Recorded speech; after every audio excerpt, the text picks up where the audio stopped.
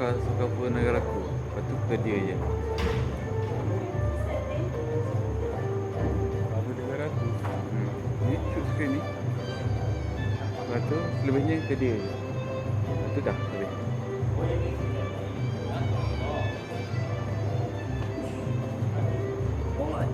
Tak tahu macam mana dia mandi. Dah buka kat atas.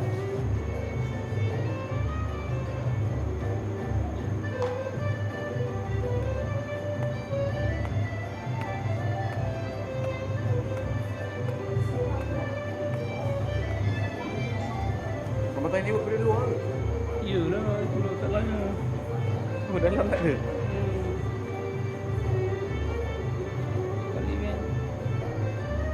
Kali main tu je. Apa dia 1A2B? 1A, 2B, 3C, 4D, 5E. Iya. Tak kurang. Standard 945 lah. Lagi standard 10 lebih lah. Kau tak minum lagi? Ha? Makan tu dia. Dah ambil. Macam mana? Ambil macam mana? Ambil tu kan? Tapi tu mana ada dulu? Kat tepi tu lah, quarters. Quarters. Dua quarters. Sini ada lagi. Tepi. Ha. Okey. Ada. Ada. Ha. Boleh je. Tepi ni ada. Okey. Ha.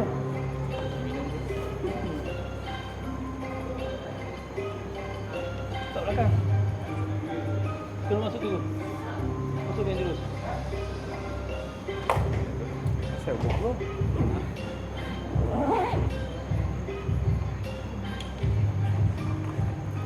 Benda nanti kau berdiri.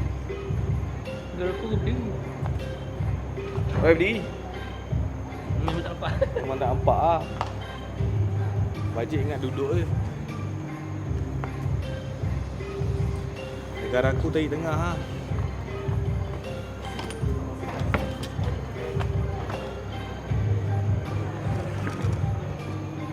Berdiri elok.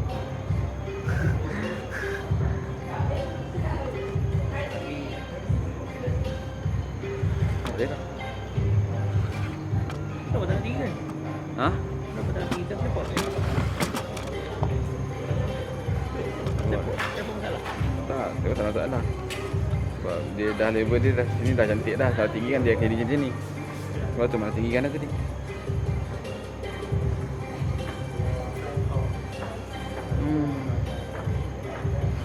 Macam mana ambil zoom masuk? Belakang orang kan? Tanya masuk tu orang tinggi semua. Kau kena tinggi kan dulu lah. Lepas tu jagi turunan balik lah.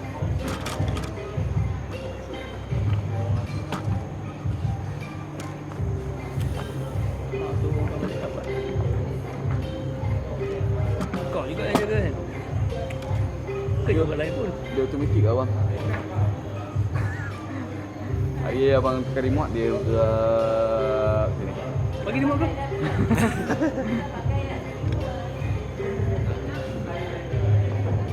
Dah.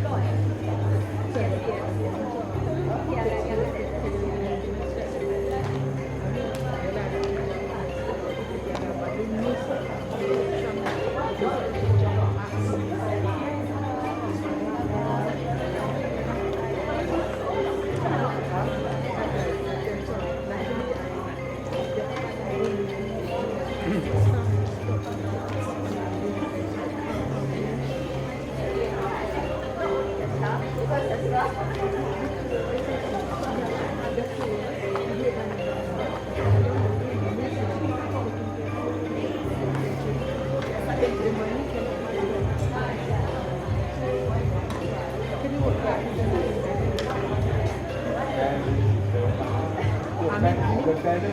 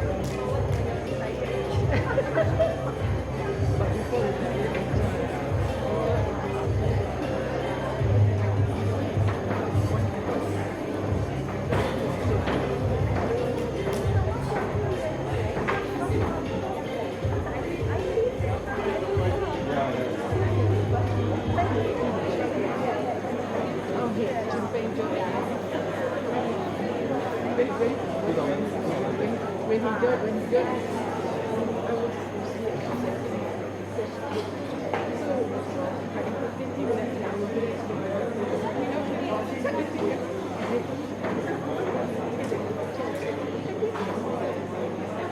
was the next production.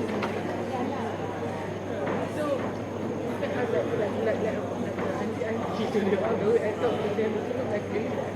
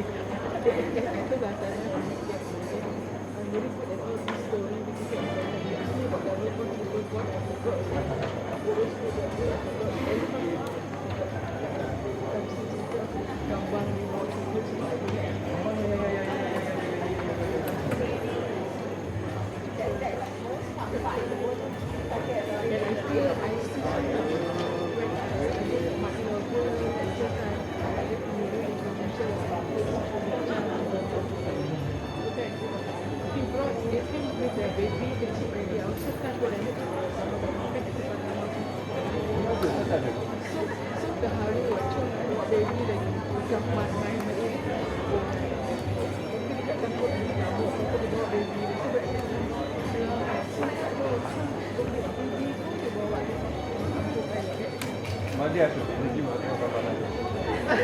Ada. That's the time when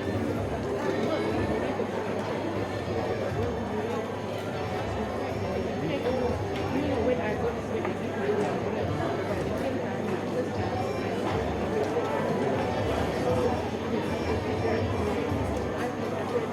my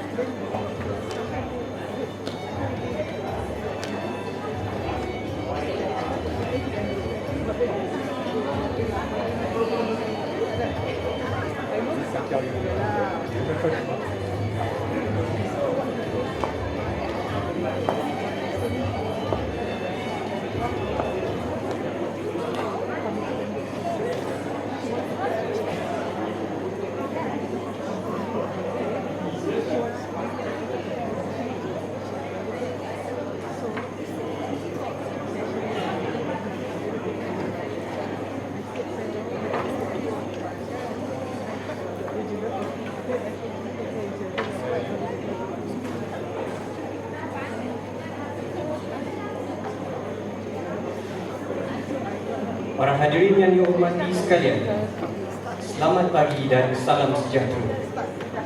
Majlis mengalurkan kehadiran semua yang berada di Dewan Kuliah Utama Fakulti Bioteknologi dan Sains Biomolekul, Syarahan Inaugural Prof. Dr. Ming. Para hadirin sekalian, majlis akan berlangsung sebentar sahaja lagi. Dan di sini terdapat beberapa pengumuman penting untuk perhatian semua. Yang pertama, para hadirin dijemput untuk berada di tempat duduk masing-masing dan bertenang. Yang kedua, bagi menghormati majlis, sila pastikan telefon bimbit berada dalam keadaan senyap sepanjang majlis ini berlangsung. Yang ketiga, sebentar lagi ketika perarakan masuk, tetamu kehormat dan ahli pengurusan fakulti, para hadirin dijemput untuk berdiri sebagai tanda hormat dan terus berdiri untuk menyanyikan lagu Negaraku dan Putra Gemilang. Yang keempat, para hadirin dimohon untuk memberikan perhatian sepanjang syarahan berlangsung dan mengurangkan pergerakan keluar dan masuk dari Dewan. Yang kelima, sekiranya berlaku sebarang kecemasan semasa majlis berlangsung, para hadirin dikehendaki bertenang terus menuju ke pintu kecemasan yang terdekat, iaitu pintu yang sama di laluan masuk kiri dan kanan hadapan Dewan ini. Para hadirin dinasihatkan agar tidak cemas dan keluar dalam keadaan beratur tanpa berlaku tolak-menolak dan terus menuju ke tempat berkumpul yang diarahkan. Kerjasama yang diberikan oleh semua amat dihargai dan pihak majlis mengucapkan ribuan terima kasih.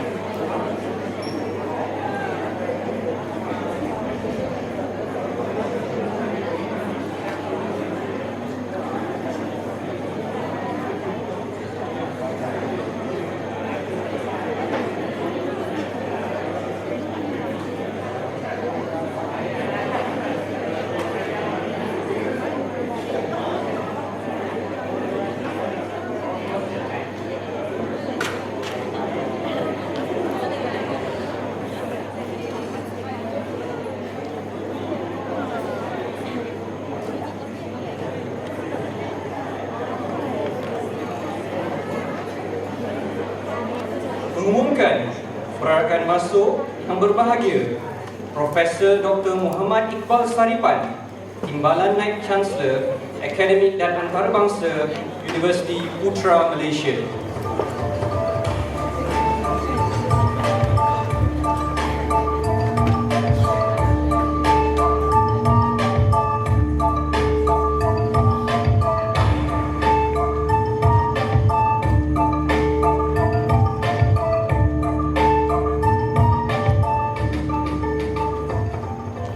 Hadirin sekalian, di pohon berdiri untuk menyanyikan lagu negaraku dan Putra Gemilang.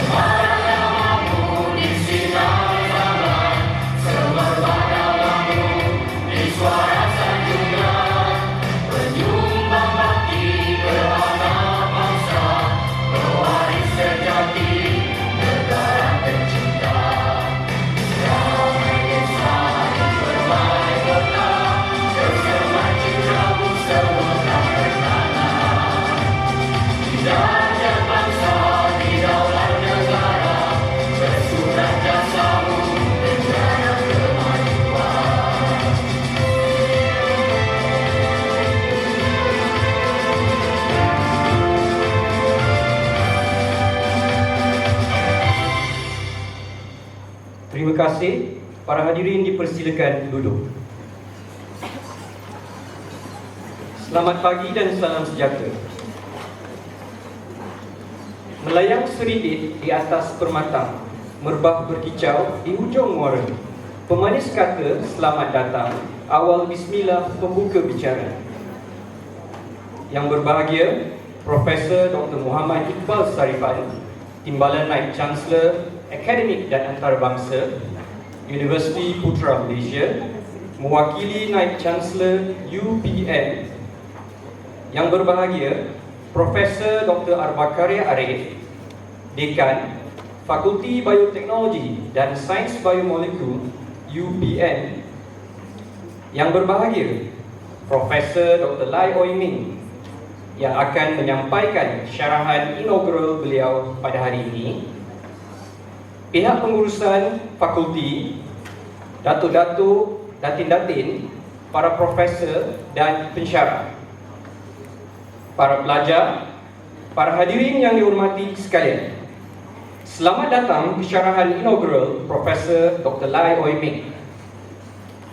Para hadirin yang dihormati sekalian, majlis pada hari ini juga turut mengalu-alukan kehadiran yang berhormat A. Sivanesan, Ahli Dewan Undangan Negeri Sungai Perak.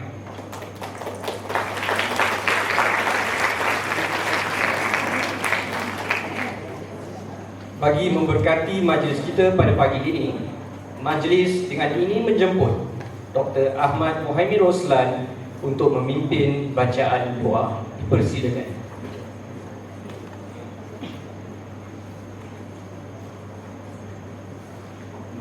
Assalamualaikum warahmatullahi wabarakatuh. Ila hadratin Nabi Mustafa Muhammad sallallahu alaihi wasallam wa alihi wa sahbihi al-karim al-Fatihah.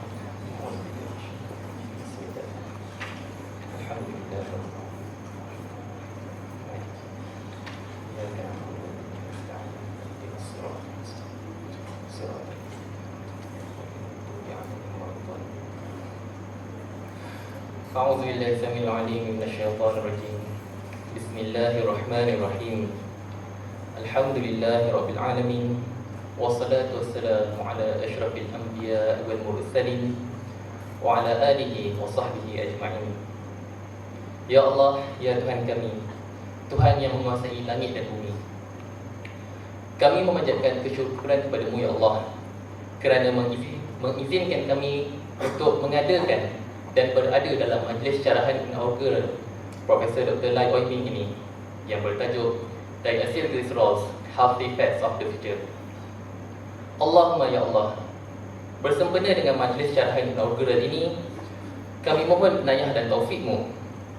Berikanlah kekuatan dan ketabahan dalam perjuangan kami mencari ilmu pengetahuan, menyebarkan informasi dan berkongsi hasil penyelidikan kami dalam memupuk masyarakat yang mengamalkan teknologi dalam kehidupan seharian. Ya Allah, kami memohon kepada-Mu agar Kau memberkati majlis ini dengan limpahan rahmat dan rahim-Mu. Semoga majlis ini berjalan dengan lancar dan baik, agar ia memberikan faedah dan kebaikan kepada kami semua. Semoga segala usaha kami dalam menjayakan majlis ini mendapat keredaan dan hidayah-Mu. Bukakanlah hati-hati kami, lapangkanlah dada kami untuk menerima ilmu dan pengetahuan serta bimbingan dalam membentuk kami menjadi insan yang ihsan, berilmu dan berbakti. Ya Allah, Tuhan yang Maha Kaya lagi Maha Bijaksana, jadikanlah negara kami sebuah negara yang maju dalam limpahan rahmat dan nikmat. Kekalkanlah keamanan dan kemakmuran sepanjang zaman selaras dengan perkembangan sains dan teknologi negara. Rabbana atina fid dunya hasanah wa fil akhirati hasanah wa qina azaban nar. Wa sallallahu ala sayyidina Muhammadin wa ala alihi wa sahbihi ajma'in. Walhamdulillahi rabbil alamin. Taqabbalallahu minkum. Terima kasih Dr. Ahmad Muhaimin Roslan atas bacaan doa sebentar tadi. Hadirin sekalian, syarahan inaugural merupakan satu syarahan yang membentangkan secara fokus bidang kajian utama seseorang profesor, termasuklah pengembangan kajian masa sekarang dan prospek masa hadapan dalam kajian tersebut. Untuk itu, majlis dengan ini menjemput dan mempersilakan Yang berbahagia Profesor Dr. Muhammad Iqbal Saripan, Timbalan Naib Chancellor Akademik dan Antarabangsa, untuk mempengerusikan majlis dan seterusnya memperkenalkan yang berbahagia Profesor Dr. Lai Oi Ming. Majlis dengan segala hormatnya mempersilakan. Bismillahirrahmanirrahim. Assalamualaikum warahmatullahi taala wabarakatuh dan salam sejahtera. Yang berbahagia Profesor Dr. Abakaria Arif, Dekan Fakulti Bioteknologi dan Sains Biomolekul. Yang berbahagia yang diraihkan hari ini Profesor Dr. Lai Oi Ming yang akan menyampaikan syarahan beliau. Yang berhormat Sivanesan anak lelaki Achalinggam, Ahli Dewan Undangan Negeri Sungkai, Barisan Pengurusan Fakulti, Tan Sri, Datuk-Datuk, Datin-Datin, Pensyarah-pensyarah, pelajar-pelajar dan seterusnya, hadirin-hadirat yang dihormati sekalian. Terlebih dahulu izinkan saya untuk mempromosikan syarahan inaugural ini di dalam bahasa Inggeris. First of all, I would like to convey regards from Yang Bahagia Datin Paduka Vice Chancellor who's not been able with us this morning due to prior commitment. I'm honoured to be the person to introduce Yang Bahagia Profesor Dr. Lai Oi Ming in this auspicious occasion. Professor Dr. Lai Oi Ming attained her Bachelor of Science in Biochemistry with the first class honours and her Master of Science degree at Universiti Kebangsaan Malaysia. It was at this stage of her life that she felt it would be rewarding to become an educationist and as a researcher. With a scholarship awarded by Universiti Putra Malaysia, she pursued her PhD at UPM under the supervision of Professor Dr. Hassanah Muhammad Ghazali. I guess Professor Hassanah, today is also a proud moment for you to see your student going to give her lecture. She graduated in 1999 with 9 journal articles. For PhD, this is very outstanding. And this gave her the head start as needed to begin an exciting and challenging career in academia world. She was promoted to Associate Professor in 2002 and Full Professor in 2012. As a lecturer at the Department of Bioprocess Technology, she has been assigned to teach various undergraduate and postgraduate courses. These courses include enzyme technology, food biotechnology, food biocatalyst, biochemistry, instrumentation, commercialization, entrepreneurship, and scientific writing courses. Professor Lai Oi Ming has supervised 18 PhD students and 14 master students. In addition, she has also been involved with the co-supervision of 18 PhDs and 20 master students. The supervision of these students has spanned various departments, faculties, as well as different universities. Oi Ming was also appointed as external examiners to other universities such as UKM, University of Nottingham, Malaysia, and Monash University, Malaysia. She has also been invited to deliver lectures in conferences and workshops United States, Netherlands, Vietnam, Thailand, Denmark, China, Canada, Japan, and various others. Oi Ming is actively involved in research. She is the project leader to research grant amounting 15 million ringgit. In 2006, she obtained a total of 1.8 million ringgit worth of research grants from Golden Hopes Sdn Bhd, now known as Saimdabi Research Sdn Bhd, and was awarded the Excellent Consultant Award by University Business Centre, UBC back then, UPM. The collaborative work with Golden Hope has produced 4 PhD students, all of them sponsored by the company, 10 journal articles, 2 patents filed and granted in Malaysia, US, Japan, and Europe, as well as 7 national and international awards. In 2008, she secured 2 Technofund projects from the Ministry of Science, Technology and Innovation, MOSTI, amounting to a total of 10.1 million ringgit, and completed the building of fully operational plant for the production of coenzyme Q10 API at 99% purity. In the same year, she was awarded 2 gold medals during Eureka exhibition and research competition held in Brussels, Belgium. She also won the top honors for women by winning the WIPO's World Intellectual Property Organization Best Invention by Women Award in 2008. In 2012, she was the recipient of Top Research Scientist TRSM Malaysia, awarded by Academy of Science Malaysia. To date, she has published 2 joint edited books, 10 books chapters, and over 130 scientific articles in peer-reviewed journals, and has filed 16 patents with 9 granted, and has presented more than 150 papers at various national and international conferences. Her published work has been cited more than 2,000 times, and her current Hish index is 24.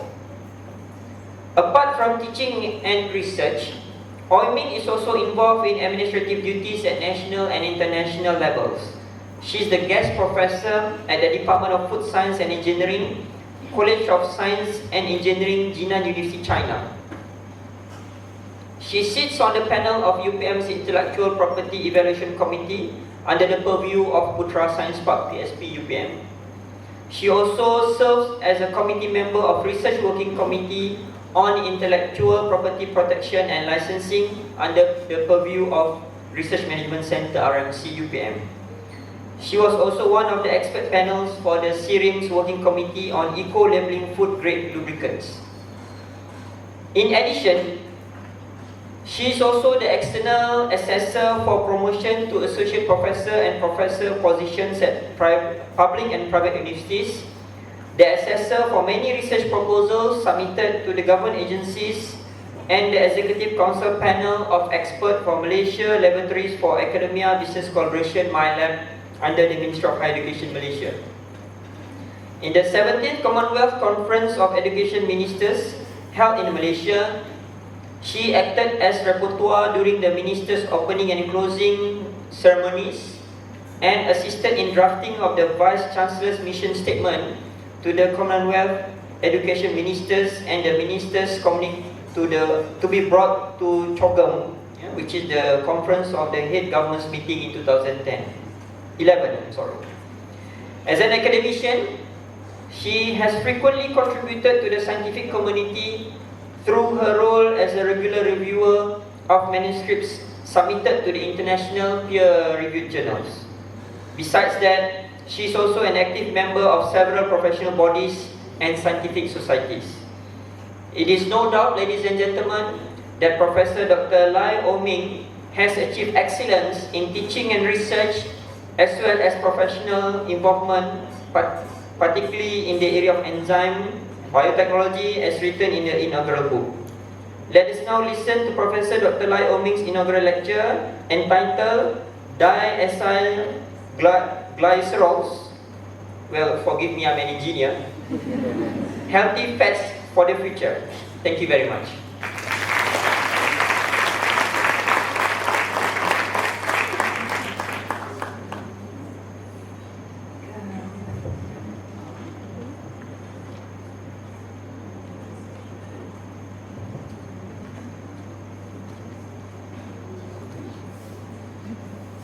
Terima kasih Profesor Dr. Muhammad Iqbal Sarifan di atas pengenalan tadi. Selamat pagi dan salam sejahtera saya ucapkan kepada Yang berbahagia Profesor Dr. Muhammad Iqbal Sarifan, Timbalan Naib Chancellor Akademik dan Antarabangsa Universiti Putra Malaysia. Yang berbahagia Profesor Dr. Abakaria Arif, Dekan Fakulti Bioteknologi dan Sains Biomolekul Universiti Putra Malaysia, dan pihak pengurusan universiti. Majlis juga turut mengalukan Yang Berhormat A.C. Waneson, Ahli Dewan Undangan Negeri Sungai Perak. Yang berbahagia Profesor Emeritus Dr. Chin Hong Fong, pihak pengurusan fakulti, Datuk-datuk, datin-datin, para profesor, pensyarah dan pegawai-pegawai kanan universiti, para tetamu jemputan, para pelajar, tuan-tuan dan puan-puan yang dihormati sekalian. Selamat datang ke syarahan inaugural saya. Sebelum saya bermula, saya ingin mengucapkan ribuan terima kasih kepada para hadirin kerana sudi meluangkan masa ke majlis syarahan inaugural saya pagi ini. Untuk meneruskan majlis, saya memohon izin untuk berbahasa Inggeris bagi syarahan inaugural saya yang seterusnya. Good morning, ladies and gentlemen. Now, the topic of my lecture today is diacyl glycerols. Are they the healthy fats of the future? And I'm going to start my lecture by talking a little bit about an epidemic that is sweeping across the globe today, and that is obesity. Now, obesity is a serious problem in many industrialized countries, like in the United States, in UK, in Australia, in China, and many more. Now, according to WHO, there are more fat people that is walking on this planet Earth today than there are those that are malnourished. Now, in this particular slide that I'm showing you is data that was taken by WHO in 2012. Now, I know you're going to wonder why I'm sharing with you old data. Well, this is the set of data that ultimately made Time magazine declare obesity as a global cause of concern. And the periods between 1980s to 2000, it was actually known as the obesity epidemic period. Now, in 2012, there are about 1.5 billion adults that are overweight and obese. And the latest poll that was done by WHO in 2016, it states that there are 2.1 billion adults that are overweight and obese right now. So that is nearly 30% of the world population today. Now, obesity is preventable, but there has never been a country in this world that has managed to reduce their obesity rates in the past 33 years. As a matter of fact, obesity is on the rise in every corner around the world, except for the sub-Saharan Africa as well as in Asia. And nearly half of the children below the ages of 5 who are overweight and obese currently live in Asia. Now, in this particular slide, I just wanted to show you the global obesity rates. And the highest that you can see here is Mexico. But it's actually a toss between Mexico and the United States because the difference is only about 1%. And the lowest, not surprisingly, come from Japan and Korea. Now, why is obesity so difficult to control? Is it part of the human evolution? Now, there are a lot of medical complications that are associated with obesity. And obesity increases the risk of you getting diseases like stroke, coronary heart disease, diabetes, hypertension, certain forms of cancer, gallbladder diseases, osteoarthritis, gout, you name it. It is one of the #1 killers in the world today. Now, closer to home, we realize that obesity is no longer a problem that hits just the Western world. Malaysia, we are currently the fattest country in Southeast Asia. And let's have a look at how we weigh up compared to our neighbors. So Malaysians, we are the fattest. Followed by Thailand, Singapore, Philippines, and the slimmest are still the Vietnamese. Now, shame to say, according to a 2015 National Health and Mobility Survey that was conducted, Putrajaya tops the list of having the highest number of obese and overweight individuals in the country. And according to the same statistics as well, government and semi-government employees, they take the cake. They are the ones that are found to be the ones struggling the most with obesity. And these are high rates, 40.3%, or 2 out of every 5 civil servants. That's a high number. So the fattest places to stay in the country around this area, Malacca and Perlis. The slimmest places to stay, Sabah and Labuan. So you may have to move there. Now, other obesity demographics are ethnicity in Malaysia. And in Malaysia, if you're Indian, if you have lower levels of education, if you're married, you have a higher chance of being overweight and obese. Now, childhood obesity is also at epidemic levels. And the worrying thing about childhood obesity is this child is going to grow up to become an obese adult, and the vicious cycle will continue to perpetuate. Now, not only are humans getting bigger, our pets are beginning to look more and more like us too. So is it animal love or is it animal cruelty? Now, main causes of overweight and obesity is actually quite simple.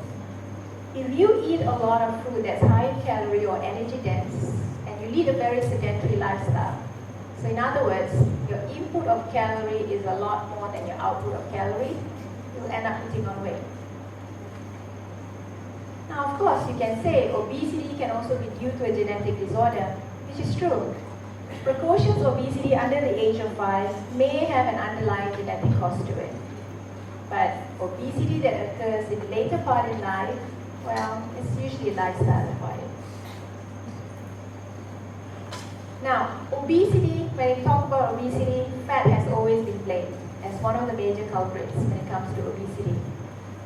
But when people do study the eating patterns worldwide, this is what they found, especially during the obesity epidemic period of the 1980s to 2000, where in actual fact, people are consuming less fat. And in the same data that was collected in UK, a dietary and nutritional survey that was conducted, it shows that for both men and women, data around, again, the obesity epidemic period, 1980s and 2000, you can see that people are becoming more health conscious. They are aware of the differences between a good fat and a bad fat. So they are consuming less of the bad fat and more of the good fats. Now, in the United States as well, if you see here, 1980s to 2000, there is actually a very sharp linear increase in obesity rate. But when you look at the fat intake, it's actually quite stable. So it looks like there is a fat gap somewhere. Obesity is increasing globally, but there is no evidence in both North America or even in Europe that shows that people are eating more fat. In actual fact, people are consuming less fat. But vegetable oil production has increased markedly, which is true. And that increase is seen as a development in other areas, like the oleochemical industry. So it looks like there is a missing link somewhere that doesn't add up. Now, researchers have also shown that it's not so much the total amount of fat that you eat that's important, or the quantity of the fat. What is more important is the quality of the fat, or the type of fats that you are consuming. You should be eating a lot of the unsaturated type of fats, those that contain higher amounts of unsaturated fatty acids, like fish oil, or those high in monounsaturates like olive oil, for example. You should try to reduce as much as possible the hypocholesterolemically type of fatty acids, like those that are rich in lauric, myristic, and palmitic. And of course, you should avoid the ugly one, trans fatty acids, which have been implicated in causing cardiovascular diseases. Now, of course, I think my colleagues from MPOB will vouch, there are other hypotheses as well. The SM2 hypothesis, which states that it's not so much just the type of fats that's important, but what is also important is the position of that fatty acid in the SM2 molecule. More specifically, the second position. So today we know obesity is not a straightforward fat problem. So when we look at the data that was collected in the US, again you can see that as the obesity trend rises, there was also a rise in carbohydrate intake as well as sugar intake. So people are consuming less fat, but people are eating more carbs as well as sugar. So what's the solution to the obesity problem? Well, physical exercise. Making sure that your input of calorie is a lot less than your output of calorie. And this is usually more easier said than done. Or you can opt for the more painful surgery, the bariatric or stomach stapling surgery. Or you can also consume drugs that help to reduce the absorption of fat, or go on a diet, or consume healthier lipids. So because of that, in the periods in the middle of 1980s as well as early 1990s, you see an emergence in the market of what is known as healthy structural or functional lipids being produced and introduced to the market. And I've divided this into three categories. The first one I call the structured triacid glycerols. And these are made from medium as well as long chain type of fatty acids. And the most popular one is the one produced by Mission Oleo. We call it Healthy Rosetta cooking oil. Now the second one is a group of triacid glycerols, but it contains healthy functional ingredients in it, like the Rama Proactive by Unilever, which contains phytosterol esters that can lower the cholesterol. And the third category, which brings us back to the topic of my lecture this morning, the diacetyl glycerols. Now, diacetyl glycerol was produced by or commercialized by Kao Corporation in Japan, and in Japan it was called Icona oil, and in the United States it was known as Inaugural oil. Now, what is DHA?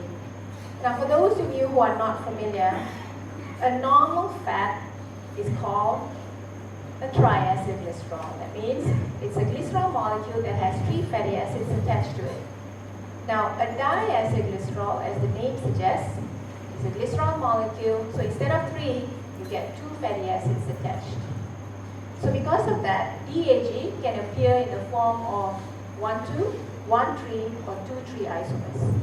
But bear in mind, it is this structure, the 1,3 DHA, that has the beneficial effect of being able to reduce body fat. Now you probably think that DHA is something new and something that you have never eaten before. Well, that's not true. All of us here in this room have already been consuming DHA in one form or another. If you use palm-based margarine at home, you'll be consuming small quantities of DHA because it's used as an emulsifier. If you're using soft oils as a cooking oil at home, you'll be consuming about 4 to 5% of DHA. If you're using palm-based cooking oil at home, then you'll be consuming slightly higher amounts of about 8 to 9%. But bear in mind, for DHA to have that beneficial effect, you need to have a minimum of 40% of this 1,3 DHA in your product. Now, why DHA? There's been a lot of studies, human studies, animal studies, short-term, long-term, that have been conducted on DHA, and all the studies have proven that 1,3 DHA can reduce body fat, reduce blood cholesterol, so can be used to manage obesity as well as cardiovascular diseases. Now, how does it work? Now, I'm not going to go into detail the metabolic differences between a normal fat as well as DHA. But suffice to say, if you consume a normal DHA, it goes through the lymphatic system and has a high tendency of being stored as body fat. So if you eat more than is required, it will get stored as your spare tires. Now, if you consume DHA, it is slightly different. It doesn't go through the lymphatic system, but it goes through the portal system, ends up in the liver, and gets burned as the first source of energy. So if you replace your diet totally of DHA and you replace it with DHA for a long-term consumption, you'll find that you'll eventually lose body fat. Now, there are many ways how DHA can be produced, but I've listed down just 3 approaches. And these are the 3 approaches that have been patented by the big boys, the big companies. Now, the first one is a glycerolysis process. It has been patented by ADM in the United States. And in this particular process, it uses a chemical catalyst known as potassium acetate. Now, potassium acetate requires very high temperatures to work, of about 180 to 200 degrees. So because of that high temperature, you get problems like oxidation, off flavor, off color, which are not desirable. Now, the second process is called the partial hydrolysis process, and this is the one that has been jointly patented together between UPM as well as Sime Darby.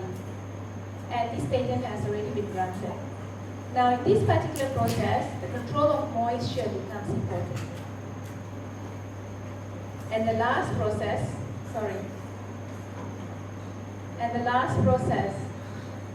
Kao's famous 2-step process of hydrolysis and esterification. Now, diacid glycerol can be produced via 2 ways.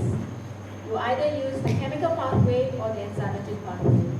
And we have filed patents together with Syarahan for both these pathways.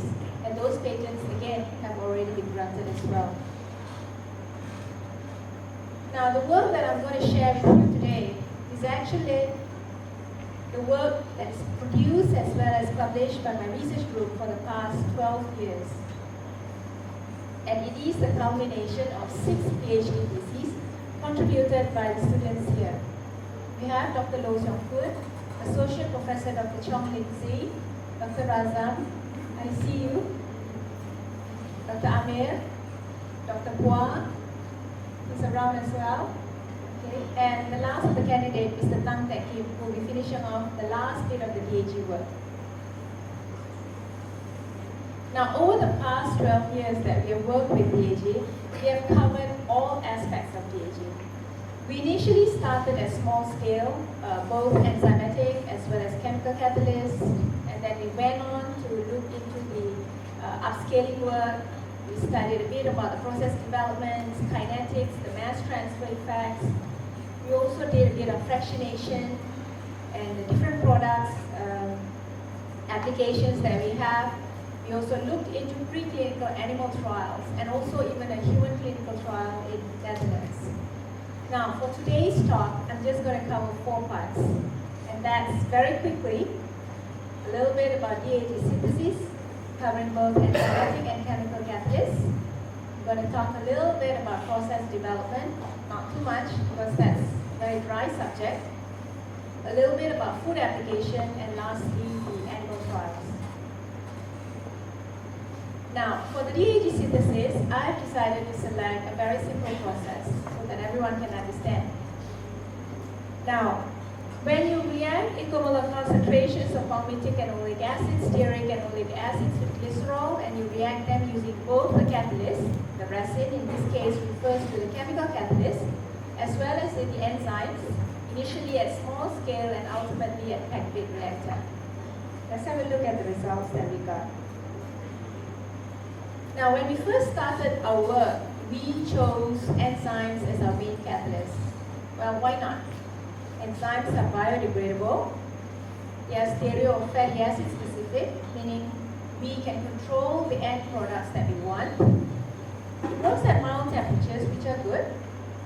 The only downside, I would say, to the use of enzyme is that it's very expensive. And the cost of the enzyme translates to the final cost of the work.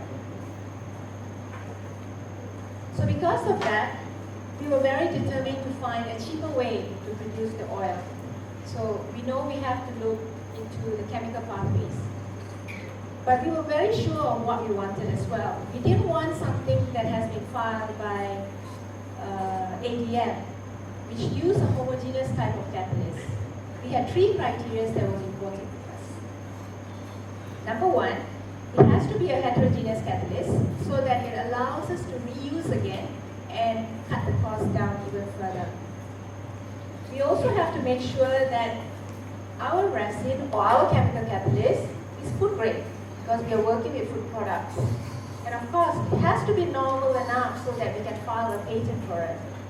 So we were lucky to have a strongly acidic cation exchange resin that is low cost, that has food grade status, that has been used in water purification systems, but has never been used in the fats and oil industry. So we have filed for a patent, and again, it's a joint patent with Syarahan, and it has already been granted. Now let's look at the results that we got. Just to see the comparison of the optimized conditions for DAG production using both the resin, referring to the chemical catalyst, and this refers to the lipase or the enzyme. And just selecting one of the lipases, which is from rhizobiconic hay. So you can see here for the resin, for the reaction temperature, it is much higher. The temperature doubles compared to that of the enzyme. Now, although I say the temperature double, it looks like it's a very high temperature, 110, it's more than 100 degrees. In actual fact, when you compare with homogeneous type of catalyst, which requires temperature like 180 to 200 degrees, you find that this is quite a low temperature. So we're very happy with the results. So in terms of catalyst concentration, we needed about 6 times more catalyst. But that was fine by us, mainly because the cost of the resin is way cheaper than the cost of the lipase itself. And in terms of substrate molar ratio of fatty acid glycerol, it is 2. In terms of reaction time, because of the high temperature, you need shorter reaction time of 1.5 to 2 hours. For the lipase, it is slightly longer, 6 to 8 hours. And we get DAG yields of about 40 and 60%. Now in this particular slide, I just wanted to show that when we first started out looking for chemical catalysts, we bought the more expensive one from the more established company. But we were always surprised to find that it is usually the cheaper ones from India as well as from China that was giving us higher results. So you can see here, some of them actually give us results as high as 50%. The only downside is that it's a little bit dirtier and you have to do a little bit of washing step before you use it. So when we were doing the reactions as well in lab scale, we find that when we increase the agitation speed, the enzymes will rupture. So for large scale production, we looked into a packed bioreactors. So in the large scale production using the packed bioreactor, we reuse the enzymes. So we reuse them for 5 times so as to cut down the cost even further. Now you can see here the 2 columns that are important, the DAG yield as well as the 1,3 DAG. You'll find that there is no significant loss in terms of activity as well as selectivity. Again, for enzyme as well, we reuse them more times because they're expensive. So you can find again, there was no significant loss in activity as well as the selectivity. Now this is an interesting slide, at least for me.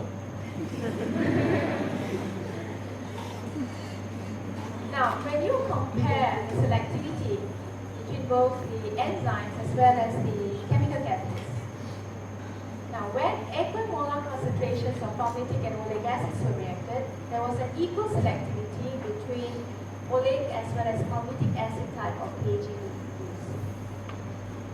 But when you react stearic and oleic acid, there was a higher preference for stearic acid enriched type of DAG to be produced. Yeah. So what we postulated was for lipase selectivity for production of DAG based on long chain type of fatty acid from palmitic, oleic and stearic acid, the selectivity is seen more as a factor of the structure configuration rather than the fatty acid unsaturation. Now, for the cation exchange resin, we were very surprised with the results. This was not what we were expecting. For both cases, there was a higher preference for oleic acid enriched type of PAG to be produced, and the lowest was for diastearine. So it looks like resins here do offer some degree of selectivity that you will not be able to get if you are using a homogeneous type of catalyst. So the heterogeneous type of catalyst that we selected was able to give selectivity very similar to enzymes. And we think that this selectivity is seen more as a factor between the cross-link density as well as the macropore structure of the resin itself. So as a conclusion, we can say that we can get DAG using low reaction temperatures. We have good stability and reusability either using enzymes or using resins.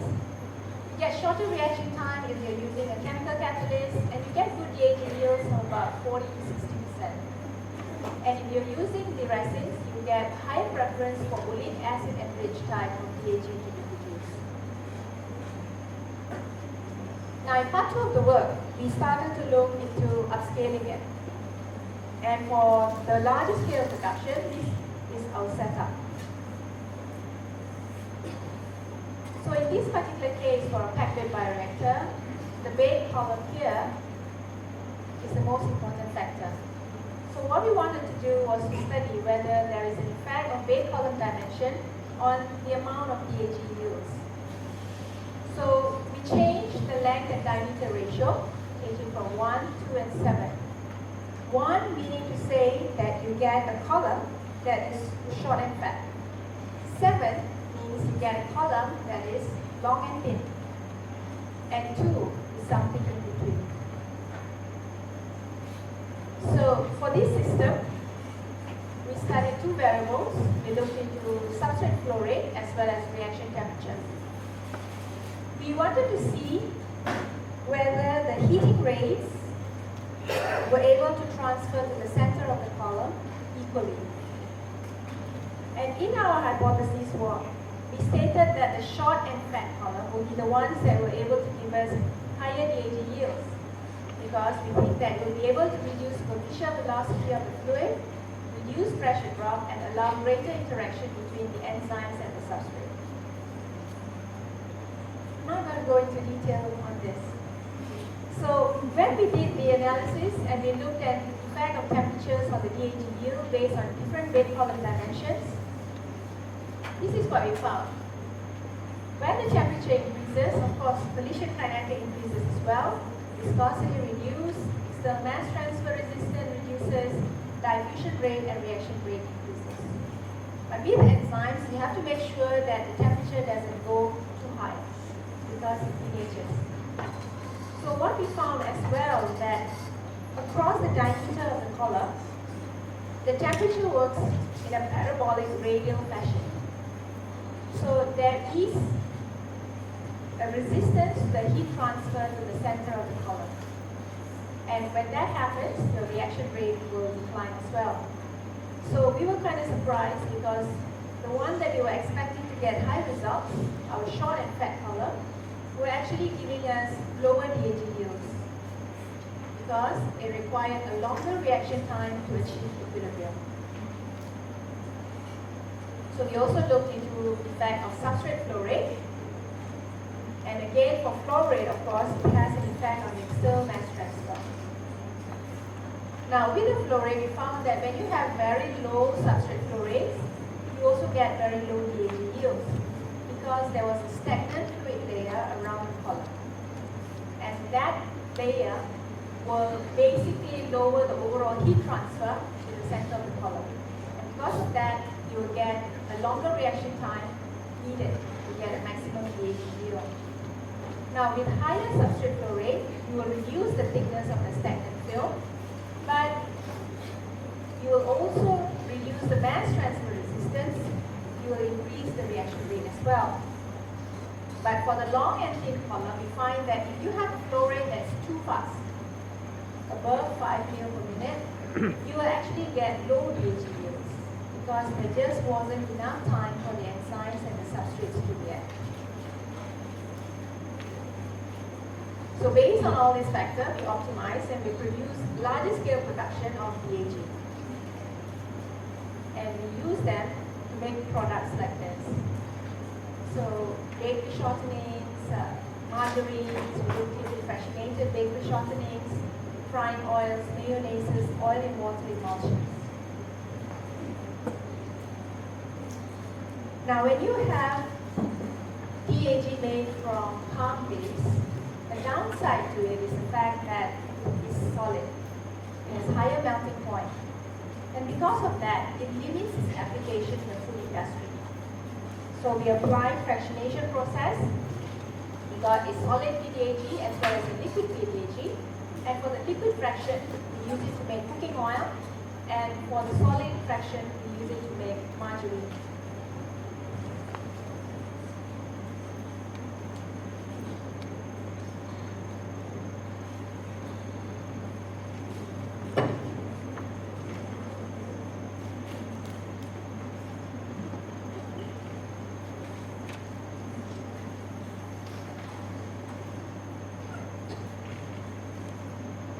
This is the optimization of the fractionation, and the most important parameter is actually the olein yield. It's about 70%, and you get a maximum IV of 58, which means that it is suitable to be used as a cooking oil. So in the third part of the work, for the olein fraction, we use it as a cooking oil, and then we need a frying test. And for the stearine fraction, we made it into a shortening and we did the baking test. I'll just quickly go through this. Now, for the cooking oil, we studied the oxidative stability as well. We looked into, we compared it with palmolene, IV60, palm oil. We looked into the PDAG olein here, as well as the fractionated olein fraction. And this is our control, and this is with the added antioxidants. We have tocopherol, citric acid, PDHQ, DHA, and DHT combined. So overall, it looks like when you add antioxidants, the oxidative stability increases. And out of all the antioxidants, PBHQ as well as tocopherol were the best.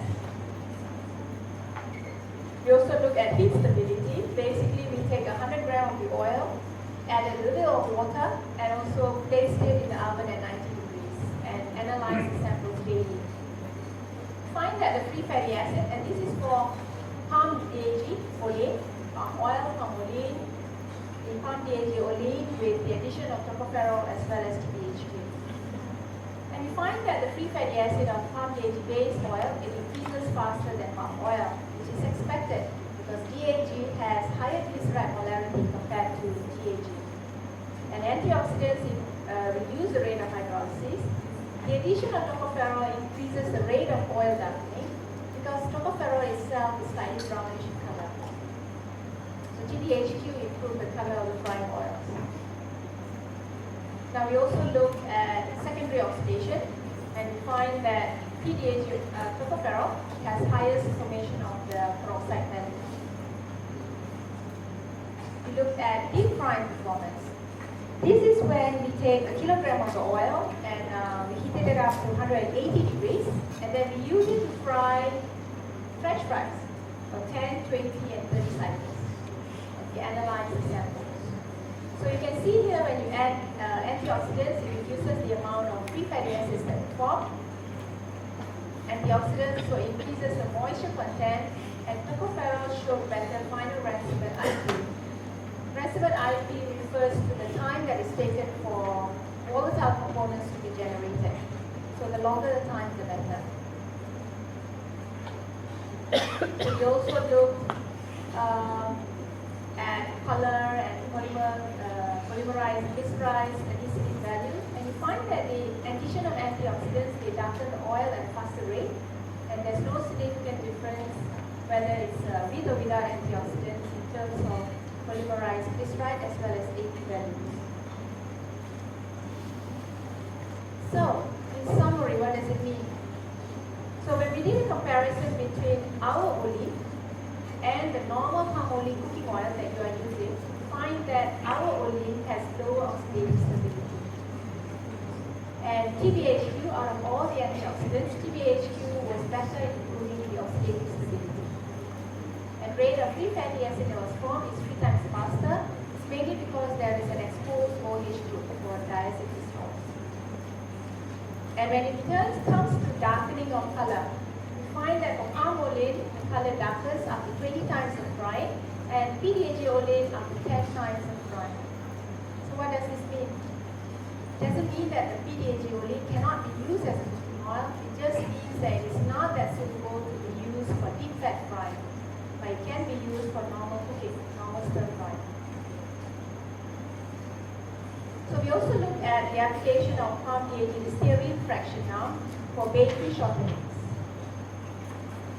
So we find that for the bakery shortening, it has 60% palmitic content, only 25% baking content. So you know that this is a very, very solid product. The SMP is 60. So because of that, we need to blend it with softer oils. So we did blending with palmine fraction, sunflower oil, and palmolene. And with the blended formulations, we looked into the SFC. We also looked into the isosolid diagrams, see if there's any eutectic behavior. We studied the heating and cooling profiles. We also looked into the different phase diagrams. And we found that palm DAG stearine fraction mixed with palmate fraction at 40 and 50%, they were able to give us properties that are suitable for beneficial. Now, part 4 of the work, anti-obesity effects of medium and long chain type of fatty acids or diacylglycerol on diet-induced mice. Now, there has been a lot of studies that have been conducted on DHE in terms of clinical studies on animals, on humans. And you can see here, like some of them that I've selected, Kim et al. In 2006 says DHE is able to suppress serum DHE in rats. There is anti-obesity effect long-term in mice model. Prevents adiposity in human, body weight reduction in obese person. The question I know you're going to ask is, why are we still interested in doing another DHE animal trial? Now the reason is because the animal trials all the human trials and the animal trials that have been conducted, they were actually based on commercialized DHE. And the commercialized DHE is made from soybean and canola oil, which is made up of long chain type of fatty acids, which means that it has cover chain length of more than salt. Now, palm-based type of DHE is made up of about 50% medium chain type of fatty acids, which means you get a medium chain type of DHE. So we wanted to see if there is a difference in terms of the anti-obesity effects of a medium chain diacylglycerol compared to a long chain DHE. And we also wanted to know if fatty acid composition plays a role in the obesity effects. So in our animal trial, we produce and purify by ourselves the medium chain DHE, which we call the palm kernel DG, and the long chain commercial one called soy canola DG. And we compare the anti-obesity effects of both. This is just to show you that this is our control, and our control is palm kernel oil. We call it PKTG. So you can see here for PKTG as well as the DG version, you have higher amounts of medium chain type of fatty acids. While for the soy canola DG, it doesn't have much of the medium chain, but it has higher amounts of the oleic, the linoleic, and the linolenic acids. So with those diets, we formulated them as animal feed and we fed them to mice. Now this is our experimental design. We have 3 high-fat diets. Our high-fat diets are 30% fat. And we have the control, which is the low-fat diet, which is about 5%. So we fed them to the mice. We randomized them into 4 groups. You have free access to the formulated diets for 4 months. And at the end of the 4 months, the animals were sacrificed, and we studied the fat pad as well as the blood serum analysis. We also did some gene expression analysis for the enzymes that are involved in the oxidation process. Now let's look quickly at the results and the discussion. Now, if you look here, for percent body weight gain, in all the 3 high-fat diets, they have increased final body weight gain compared to the control, with both types of the DG oil having slightly higher or slightly lower percent of body weight gain compared to the high-fat diet. But they are not significantly different. Now, in terms of the energy intake, there isn't much difference between palm kernel DG as well as the control. And the energy value between a TG as well as a DG is very similar. The only difference is about 100 kilojoules per 100 grams. So this suggests that the structural difference between TAG as well as DAG is the one that allows the 1,3-DAG to reduce the feed efficiency that you find here in the mice. The feed efficiency for both of the DGs was similar to the control.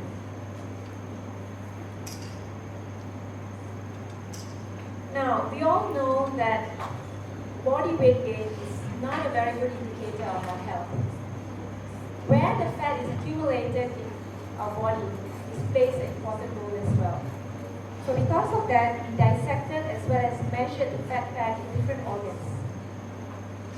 We looked into epididymal, which is around the testis area, mesenteric around the intestine, retroperitoneal, which is around upper kidney, perirenal around the kidney. Now you'll find that for all the fat pads, when you compare with palm kernel DG, the red one, all the DG fats manage to reduce the fat pads in all areas except for the perirenal, where it is slightly higher for the soy kernel DG. Now the energy value between a long chain type of fatty acid and a medium chain type of fatty acid is similar. So this suggests that the anti-obesity effect again comes from the DG structure rather than the fatty acid composition itself. We also looked into fasting serum analysis. Now for glucose as well as total cholesterol, there is no significant difference between the two DG diet with the control. Now for the serum DG, in high-fat diets, they were higher than the control, which is the low-fat diet, but there is no difference among the three high-fat diets themselves. When you talk about the good cholesterol, unfortunately, the levels were slightly lower than the control, three high-fat diets. And in the bad cholesterol, there was no difference in the two DG diets versus the control. Right? It is different when we compare them with the palm kernel DG. Now, leptin and insulin here, they act as adiposity signals. And in obese subjects, these levels will tend to increase.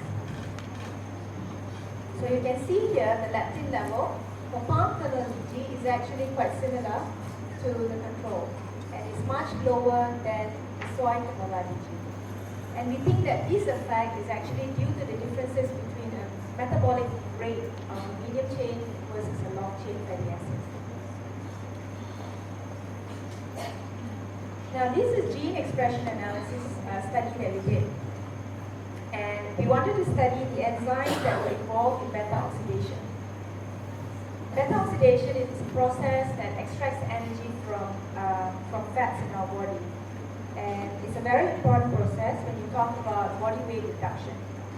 And it involves multiple steps where the fatty acid is broken down and ultimately you get acetyl-CoA and energy produced in the cell. So in this case, you'll find that for SL-CoA synthase medium chain, SL-CoA synthase long chain, apoprotein B, and uncoupled protein 2 expressions in liver. We study two organs in liver as well as small intestine. And the units here are in thousands. You can see here, when you talk about palm kernel DG and soy kernel DG, you have higher levels of beta oxidation being induced in the liver for both the palm kernel and soy kernel DG. Now this is again beta oxidation study, but in the small intestine, and you can see the levels here are much lower. So for the palm kernel DG, it looks like beta oxidation is induced more in the small intestine. So as a conclusion, we can say that palm kernel and soy kernel DG can reduce fat in most areas, and they have very similar anti-obesity reduction parameters. Now, the palm kernel DG induce higher expressions of ACSL in small intestine, while for the soy kernel DG induces higher ACSL in liver and small intestine. So this suggests that the difference in fatty acid composition on the DG itself will potentially induce beta oxidation in different organs in the lungs. So as a summary, you can say that palm kernel-based DG has similar anti-obesity effects as the long-chain type of DG. And different fatty acid composition induces beta oxidation in different organs. So, we're almost towards the end. And we'll bring you back to the title or the topic of my lecture. And that is diacylglycerols, is it the healthy fats of the future? Now I think the answer to this lies very much with you, consumers, as well as the producers of the oil. Now as a consumer, the question would be, are you aware of the existence of such oil and how it works? more importantly, are you willing to pay the high price to obtain such oils? Now, for the producer, the question would be, is there a demand for it? Secondly, are the consumers willing to pay the price to obtain these oils? For the producers, I think also another thing is, are they willing to change their processing line to be able to produce this oil? As I mentioned before, in terms of DAG production, there is a lot of intellectual property. A lot of people have filed a lot of things. So I think for the small players who wants to produce a DAG, you may have to license the technology from the big boys. So some of them may not want to. And I think, more importantly, the issue that finally halted the sale of the commercialized DAG oil by Crown Corporation, the discovery of glycidol ester in 2009-2010.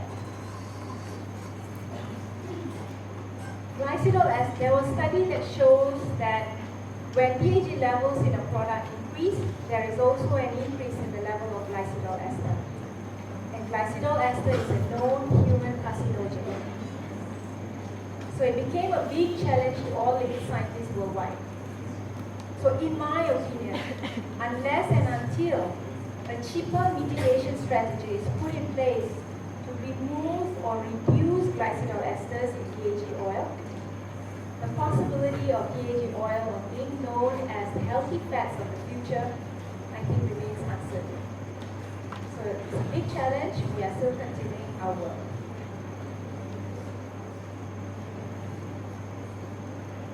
I'm going to leave you with a take-home message. I see some of you smiling already.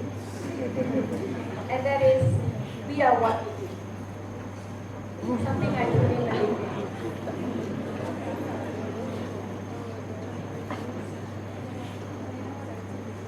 Now, there are many people that I want to acknowledge as well as to thank. I have been a researcher here in UTM for the past 18 years. And out of that 18 years, I spent 12 years working on DAG itself.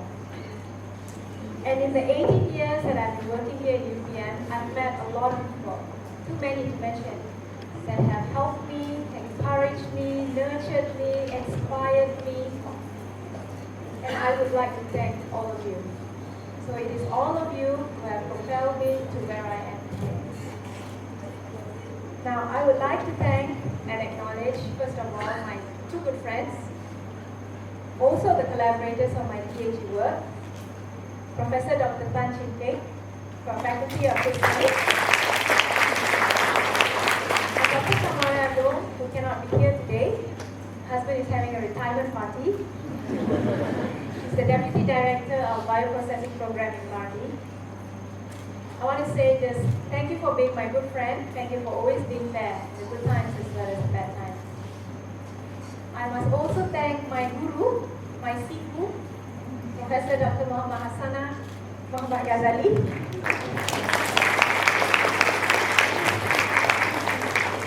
Thank you, Prof, for introducing me to the world of structured liquids. Now, I must also mention my former dean, Professor Datin Paduka Dr. Khatijah Yusof. Without knowing, you are always encouraging me in terms of my business endeavors, and you're very, very supportive of all my ventures. Thank you very much. I need to thank a lot of people from Sime Dhabi as well. Tuan Haji Hydrolysis Yusof, Dr. Muhammad Surya Afendi Yusof, who's not here today, Dr. Razam Abdulate, yes, Cik Ahmadil Fitri, I see you, Cik Nur Azwani, and the team from Sime Dhabi who turned out the full force. Thank you for coming today. I also want to say that the support from Sime Dhabi was very, very crucial to the success of the DAG work. Wouldn't have done it without you. Thank you. Also to my Hub startup company, Lipid Wares and Biar Berhad, I want to thank Cik Syamuddin Muhammad, Ms. Liao Min Min, Dr. Nicholas Kong, Dr. Lai Biteng. Thank you for sponsoring today's dog gift. Now I want to do a bit of marketing here. dog leaf that you have is made from palm bioactives. It has anti-inflammatory properties and is preservative-free. You can use it as a syrup under your moisturizer, or if you like a lighter feel, you can use it on its own as a moisturizer. Now, if you like the product very much, please feel free to contact me or the number that you have in the box. So don't throw the box, please. Now, I also want to acknowledge the contribution of all my postgraduate students, many whom are here today. Sukfong, who flew in all the way from Penang this morning, thank you for coming. Hua, who came from Kampar, thank you. There were some that were stranded, who could not come from China. I wish you could be here. So I have a lot of students that I need to thank, and they are the ones I think that bear the brunt of my career development. I also want to thank all the sponsors, the teachers, my mentors, my friends. Mr. Stanley is not here from Shimadzu. The other team is here. I actually want to thank Mr. Stanley as well. Mr. Stanley Tan is the general manager of Shimadzu Malaysia. I've known him since I was a fresh lecturer and he was a fresh salesman. And like he always tells the story, I was his first customer. And today, I'm very, very proud to say that he has always been supporting my research group. He's now the general manager of Shimadzu, and he allows my research group to use the facilities free of charge. So I must thank you very much. I also want to thank Shafa Bioscience, Dr. Norman. I see you. Thank you for coming. Sun Yang, Miss Tam, and Miss Pool. Grand Cost Marketing, Miss Shaw, AFMS, Sun Yang, Mr. Ng, as well as Miss Liu. I have Biopep's General Manager, Puan Azura, my former student as well. Thank you for coming. I think they were there. Yes. Dr. Abdurrahman, Dr. Mustafa, thank you for coming. All my friends and colleagues from MPOB, thank you for coming as well. I know you all had a meeting today, so you all crashed out of the meeting. My friends from Mardi, Supeng, my former student, thank you very much. Now, there are also a lot of old friends that I have not seen. Siva, I have to call you YB now. Mr. Chan, Dr. Chow, my former batchmates in the university, Casing, Judy, Saiful, and not forgetting, I think, very important, Puan Suryani and the organizing committee that helped put this event together.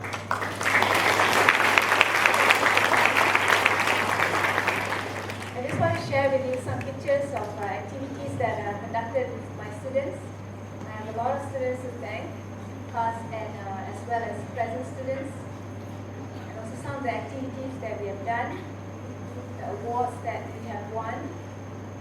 Top Research Scientist Malaysia 2012. I also want to thank my parents, especially my late father. I think his unconditional support allowed me to pursue my studies without worries. And also to my husband, Yi Peng, and my son, Min Ho. Thanks for always having my back. I love you both very much. Thank you very much.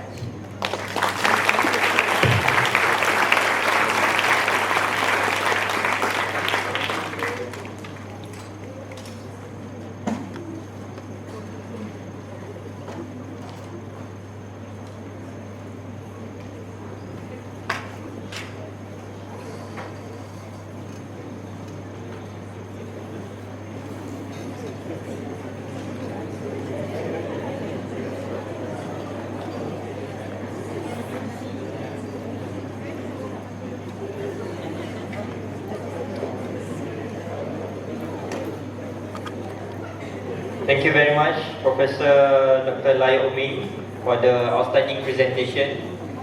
Ladies and gentlemen, she started her presentation with data about obesity, but I think we both know we don't have any problem with that, right? The content of her lecture is very informative and interesting to all of us, as she said, and the stats shows that Malaysians are the fattest nation in Southeast Asia, and especially Putrajaya.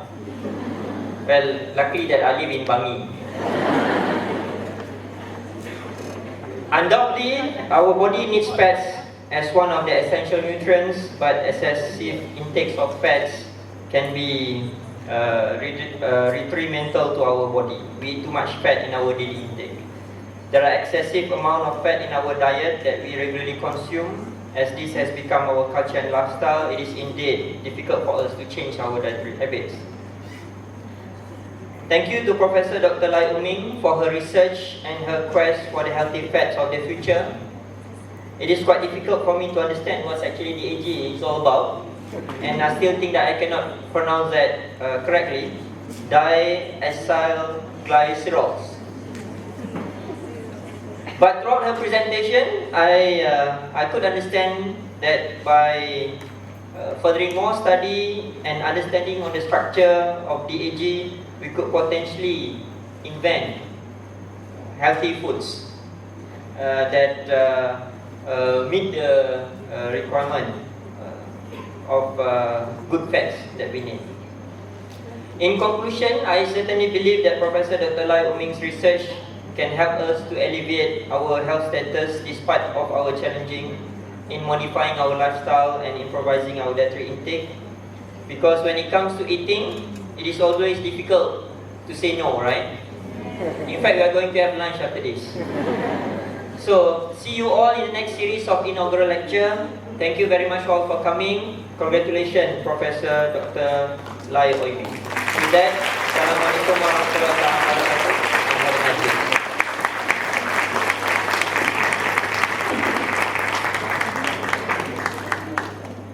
Majlis merakamkan jutaan terima kasih kepada yang berbahagia Timbalan Naib Chancellor, Akademik dan Antarabangsa atas kesudian mempengerusikan majlis sebentar tadi. Jutaan terima kasih juga diucapkan kepada Profesor Dr. Lai Ming atas syarahan inaugural beliau. Majlis seterusnya menjemput yang berbahagia Profesor Dr. Lai Ming bagi menerima sekalung penghargaan daripada pelajar beliau.